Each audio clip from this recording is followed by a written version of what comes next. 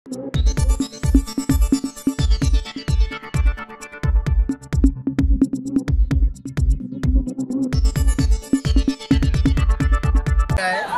विजयामध्ये आमचे ज्येष्ठ नेते राणेसाहेब असतील, आमचे पालकमंत्री रवींद्र चव्हाणजी साहेब असतील, जितेश राणेजी असतील, निलेश राणेजी असतील, दीपक केसरकरजी असतील, या सगळ्यांचं मी अभिनंदन करतो।